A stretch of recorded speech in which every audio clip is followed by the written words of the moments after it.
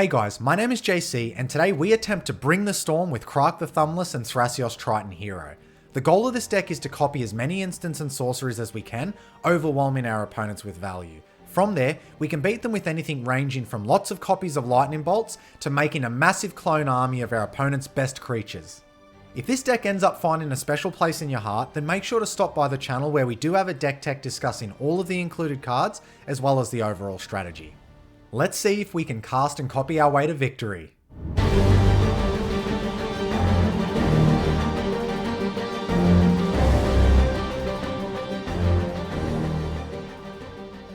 Alright, let's see who we're coming up against today.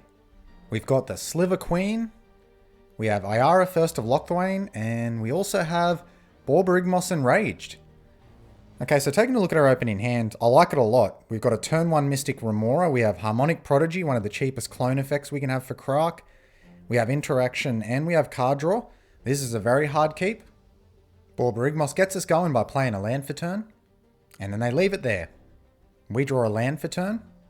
I don't want to play the Mystic Remora right now. I think we'll get some more value from it in the later turn, so let's just play our Arid Mesa, and we'll crack it, we'll go get our Triome, and then we're just going to leave the turn there. The Sliver Queen plays a land for turn, but that's it for them. Ayara just plays a tap land for turn, and that's going to be it for them. Borborygmos plays a land, and now they cast an Arcane Signet. And that is it for their turn. So let's start by playing our Reflecting Pool, and then we'll get down our Commander Krark. And that's going to be us done. Sliver Queen plays a land, but they leave it there. Ayara plays their land for turn, and now they cast a Dogged Detective. When it ETBs, Surveil 2, and whenever an opponent draws their second card each turn, you may return Dogged Detective from your graveyard to your hand.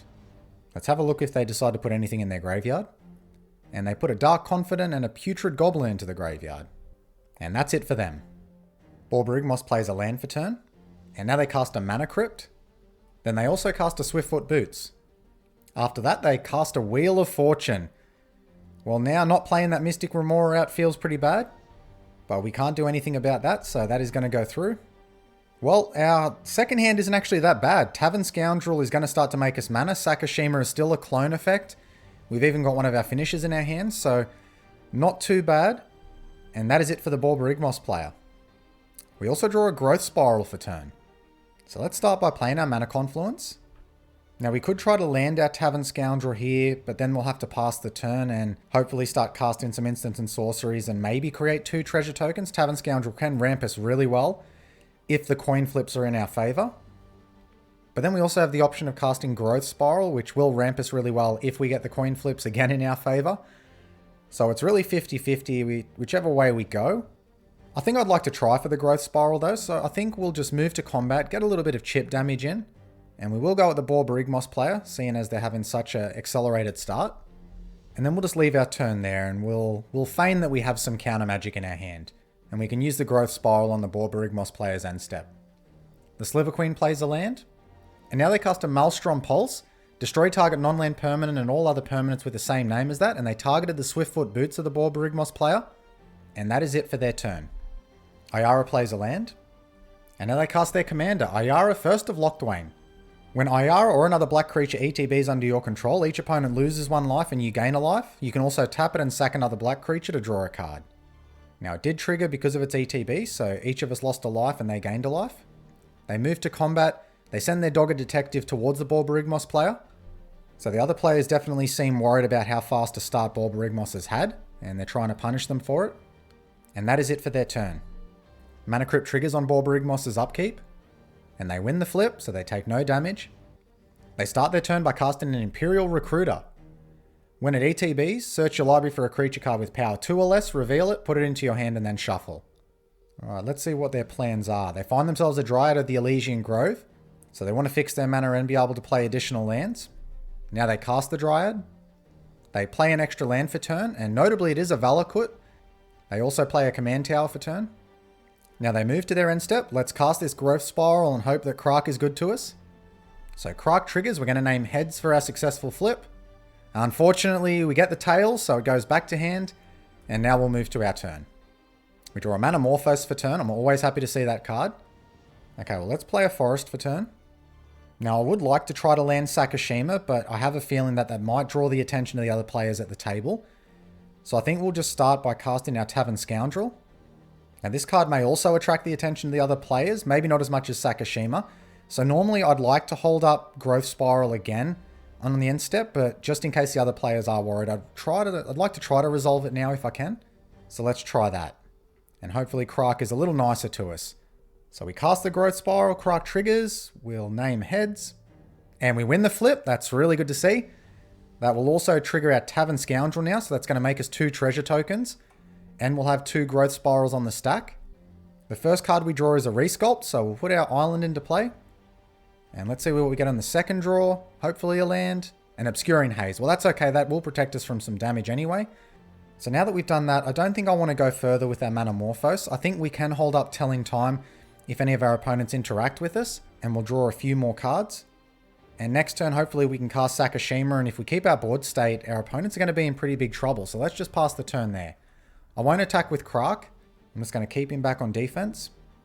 So let's just keep our fingers crossed that we keep our board state.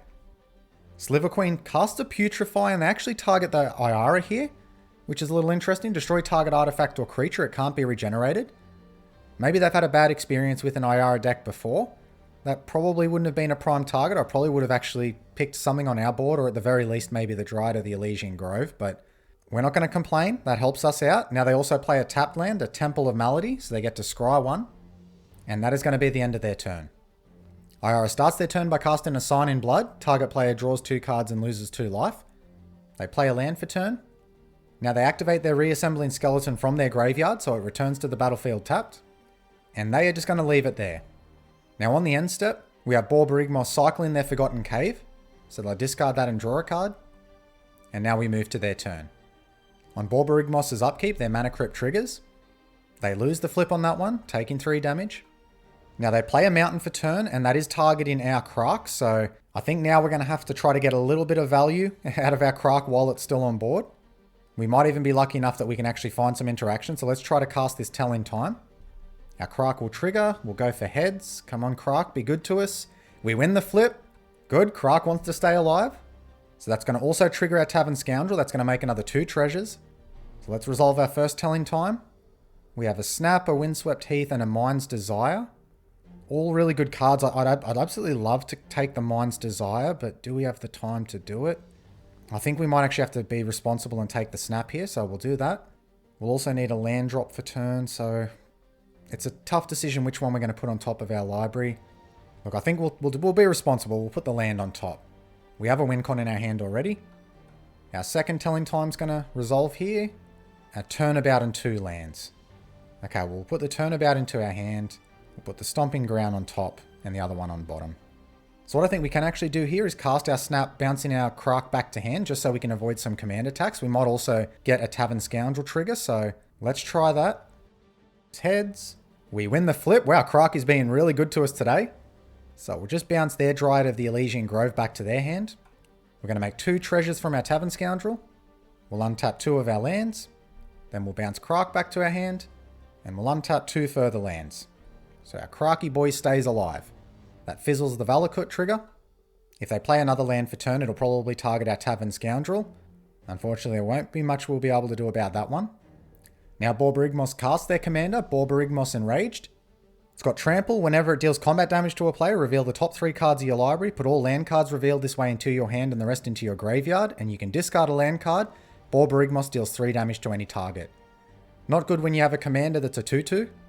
On their second main phase, they decide to discard a land card to deal 3 damage to our Tavern Scoundrel. So in response to that, just so we can start protecting the creatures on our board, we're actually going to cast a Resculpt targeting their Borborygmos. Now they discard another land card, this time targeting us directly. We're fine with that, we'll take the damage. Now they're discarding another land card, so it doesn't seem like they're too happy with us targeting their commander with the Resculpt. That eventually goes through, it gets rid of their commander, and now unfortunately we do lose our Tavern Scoundrel as well. And that is it for their turn. We draw the Stomping Ground for turn, so let's play that. We'll pay the 2 life. Now we'll cast our commander Krark. Now we'll also cast Sakashima. We'll have that enter the battlefield as a copy of Krark. And now let's cast our Manamorphose and see if we can draw some cards. That triggers Krark twice. We put 2 Krark triggers on the stack. It seems like that was enough for the Borborygmos player. They obviously don't appreciate the spell slinging that we're doing, so they're out of the game. We'll choose heads. We lose the first flip, that goes back to hand. On our second trigger, we go heads. And we also lose the flip, unfortunately. So that is going to be us done for turn. Let's pass it over to our opponents. Sliver Queen plays a land for turn. Now they immediately crack that land, finding themselves a basic land and putting it onto the battlefield. Now they also crack their other land, searching for another basic land to put into the battlefield tapped. And that is it for their turn. Ayara plays a land for turn. And then they recast their commander Ayara. That will trigger her ability, so each of us will lose a life, they'll gain a life. Now they move to combat, they send their Dogger Detective our way, and the reassembling skeleton towards the Sliver Queen player. We won't block, and that is it for their turn. Okay, well we get to untap with our 2 Krarks, that makes us really happy. We draw a land for turn. So let's start by playing that land. I think now is the time to actually cast our Deeka, Fractal Theorist. And then we're going to start casting our Manamorphose, generate a few bodies on the floor, and hopefully draw a few cards and make some mana. Let's just see how good both of our Krarks are to us. So we cast Manamorphose. That triggers the Krarks and Deeka. We'll choose heads. We win the first flip. That's nice. That triggers Deeka. She makes a 2/2. We're going to add blue and green here. Heads again. We win the flip, so that's going to be 2 of them resolved. We also draw Submerge. That's really good interaction. We'll go blue and green again. And a Farseek. Okay, so we can ramp just that little bit more. And what's our last one going to get us? We'll go a green and a red. And a Gitaxian Probe. Alright, well let's give our Farseek a go. That triggers Deeka and our Krarks. Our first flip we win. Let's put a Breeding Pool into play tapped. Our second flip we lose, so it goes back to hand. And now let's cast our Gitaxian Probe. Let's have a look at what's in the Sliver player's hand. We'll pay the 2 life for this first one. Our first flip we win. So let's keep it on the Sliver Queen player. So they've got an Utter End, a Cyclonic Rift. They've also got a Chroma's Vengeance. Okay, well we might want to find some counter magic there, because that's not going to be good for our board state. The second one we lose the flip, that goes back to hand. Let's do that again, we'll pay 2 life. Our first flip, we lose, it goes back to hand. Second flip, we also lose. We'll pay the mana on this one now, just so that we don't start losing too much life. It might be a little greedy doing that. Our first flip, we win. So let's have a look what they've got in their hand. Alright, Crick Damnation. Okay, Damnation. So both of our opponents definitely have an answer to what we're doing. And that goes back to hand for that one there. Oh, Stormkiln Artist is really nice to see. So let's actually cast that now. And that actually has one of our opponents scoop as well. So I think they can see the cycle that we're getting into here. They might not feel like they actually have a chance now. I mean, we are generating a lot of value here. So now with our Stormkiln Artist landed, let's cast the Gitaxian Probe. We'll pay the 2 life. Now Stormkiln is going to make us a treasure token each time we cast or copy a spell. Our first flip, we win. So that's going to put a Stormkiln Artist trigger onto the stack as well.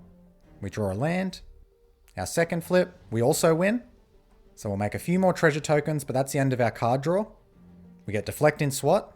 That is nice to see. And then a Training Grounds. Okay, so we have 3 treasures left. I think what we can actually do to stop them from casting a spell, we'll cast this Noxious Revival, targeting one of our spells. I think probably the best one's going to be Manamorphose, so let's do that now. We'll pay 2 life again.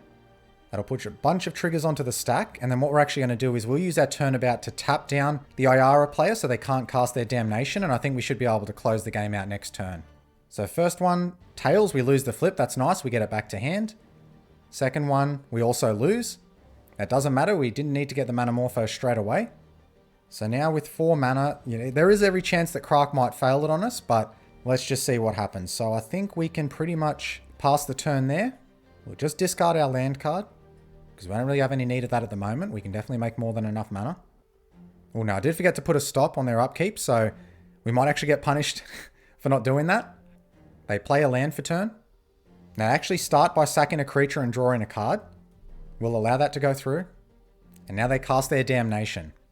Now there is not much we can do about that at the moment, but we can use our Obscuring Haze to hopefully generate a bit of mana, so let's try that. Get as much value out of our Stormkiln Artist as we possibly can.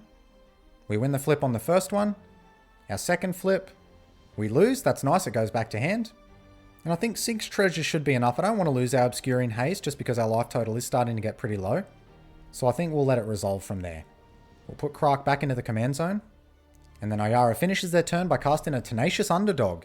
It has Blitz for 4 mana, and you can cast Tenacious Underdog from your graveyard using its Blitz ability. And that's the end of their turn. We draw a Brainstorm for turn. So I think this turn we'll actually start by casting our Thrasios. Then we'll also put our Training Grounds into play. Now I'll also get Krark back into play as well. And let's see if we can copy ourselves a Farseek. We'll see what our first flip gets. We get a Heads. First one is nice. Good job, Krark. We are mostly blue mana heavy in the deck, so we'll put our Steam Vents into play. And then we'll also put an Island into play as well. And then I think we can pass the turn there. We can use the Brainstorm on the Ayara's end step if we need to. So I think we're still in a pretty strong position. Especially considering how underdeveloped the Ayara's board state is at the moment. There'll have to be quite a bit that'll happen that'll cause us to lose the game. And a lot of it's going to be related to our life total, because admittedly it is getting pretty low. And we don't have a lot of ways of gaining life in this deck. So we just hopefully have to outvalue them before they have a chance to get off too quickly and take advantage of our low life total. Ayara starts by casting Krark, Son of Yawgmoth. It's a lifelinker. For each black in the cost, you can pay 2 life rather than that mana. Whenever you cast a black spell, put a 1/1 counter on Krark, Son of Yawgmoth. Now they cast an Unmarked Grave. Search your library for a non-legendary card, put that card into your graveyard, and then shuffle. That also triggers Krark. It gets a 1/1 counter. We'll let that go through. They got a Bloodghast to their graveyard. Now they play a land, which does put Bloodghast back onto the battlefield. And now they also activate their Reassembling Skeleton to get it back to the battlefield tapped. Now they move to combat. They send their Tenacious Underdog our way. We'll take the damage. And now they move to their end step. And I think we're going to attempt to get some of our juicy bombs back from our graveyard to our hand. So let's crack a treasure and cast our Noxious Revival. We'll target our Tavern Scoundrel. That triggers Krark. We choose Heads. We win the flip. That's nice. Our second target will be Stormkiln Artist. Now we'll also cast a Brainstorm to hopefully put those cards straight into our hand.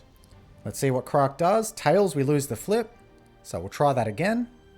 Our next one, we win the flip. There we go. So we'll put that one and that one back on top. That also triggers their Dogged Detective. So it returns back to their hand and our second Brainstorm goes off. We'll just put both lands back on top. We're pretty good with mana at the moment. And now we move to our turn. So let's start our turn by playing our Scalding Tarn. Next we'll play our Tavern Scoundrel. We're going to follow that up with Stormkiln Artist. Now we'll crack our Scalding Tarn. We'll put an Island into play. Then we're going to float our mana. And we're going to try to resolve this turnabout. That triggers Krark and Stormkiln Artist. Let's see what Krark does for us. We win the flip. So that makes us 2 treasure tokens. We'll keep the target the same. That untaps all our lands. Now let's float the mana. We'll start activating Thrasios. That's a land. We'll put that on the bottom. We don't need that anymore. We draw a Baral. We'll activate Thrasios again. That's just a land. We'll put that on the bottom again. Temporal Fissure. That's actually really nice to see. Let's activate Thrasios again. Another land. You can go to the bottom. And we draw a Lightning Bolt. Now we're talking. Then we'll untap all our lands. Let's activate Thrasios again. Let's put that land on the bottom. Let's spin our wheels with Thrasios again. We really need to dig into something a little better than what we've got into our hand. A Ponder. We want to keep that. Okay, let's cast our Ponder now. Let's see how Krark goes. We win the flip. That's nice. Tavern Scoundrel also triggers. Makes us some more treasure in addition to all the treasures that Stormkiln Artist is making. So I think we're going to be pretty good to close out the game in some which way here. Oh, there we go. We want to see Mythos of Aluna. I love that card. And our opponent scoops it up there. Yeah, I think they saw the writing on the wall.